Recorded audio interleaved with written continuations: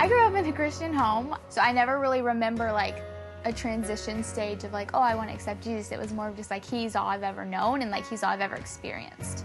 My biggest struggle, I think, for the past couple years has been comparison, because I feel like it's just so easy to compare yourself to like everyone, especially like with social media, because you're always seeing like the best of people's lives.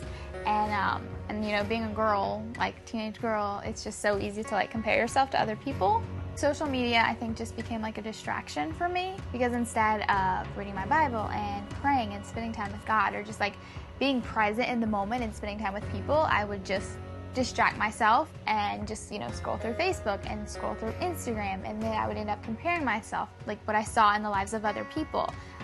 You know, I would just like give into the lies that I wasn't good enough, that I wasn't skinny enough, not pretty enough. I just like started slowly like believing that in order to be fulfilled, that like I could do that through those things instead of the Lord. I think over a period of time, like social media and the distraction just became a habit. And so honestly, I was just like held captive by that, by just like the distraction and just like searching for fulfillment in those things, and like, you know, how many likes I got on Instagram or how many likes I got on Facebook. It just makes you feel like loved and like wanted and accepted. And like, so of course, like obviously that goes away. I mean, people like they post like the best and greatest things about their lives, so it's so easy to compare yourself to them because you really don't know them and you don't know their lives.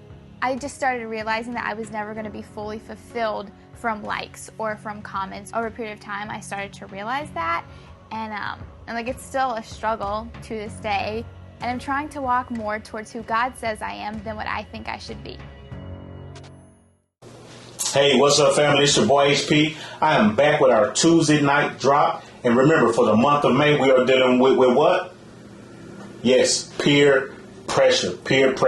Listen, when it comes to peer pressure, I've learned that a lot of times I'm pressured because of the path that I've chosen to walk on, right? This peer pressure has nothing to do with outside influences.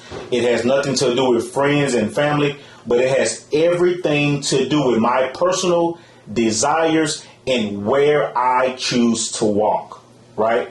I know I have to go back to it with the sneakers. I know that if I go to Foot Locker, Finish Line, wherever, Champs, I'm going to be peer pressured within my own self to buy some sneakers. That's what gets me, right? When I go to buffet places, I don't go to a buffet and say that I'm not going to eat a lot. No, I'm going to a buffet because I want to eat, and chances are I'm going to overeat. That's all peer pressure because it's in my face. So sometimes we feel the pressure because we choose to walk on those paths that will draw us in, and we feel all the pressure until we fall victim to it, right? So here's what I like. Proverbs chapter 4, 14 and 15. It's straight to the point. It's straight to the point. There is no guessing. There is no wondering. It says, keep off the path of the wicked. Don't proceed on the way of the evil ones. Avoid it. Don't travel on it.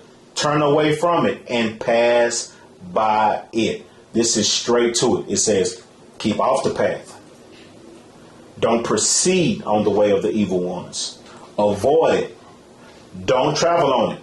Turn away from it and pass by it. Listen, there are some paths in your life that are just pure evil. Sometimes you have your friends or your circle of influence. They have a way of encouraging you to walk on the wrong paths. That's peer pressure. My challenge and encouragement for you tonight is simply this. You deal with the pressure, you know it's there, but avoid it. And according to this, we know it's there, but we don't have to walk in that path. We can keep off of it. We don't have to proceed in the way of it. We can avoid it. Avoiding it means this. I can see it over there, but I'm going to go this way, right? And we're not going to travel on it. We're going to turn away from it. We're just going to pass on by it. We're going to stroll on by it. It doesn't mean that it's not tempting. It doesn't mean that we may not want to, but at the end of the day, we can see it and we keep it moving. All right, because we want to travel on the right path. So let's stick to it. God willing, you and I will defeat peer pressure one day at a time, 1 hour at a time, sometimes 1 minute at a time. We're going to get there. Until next time, see you later.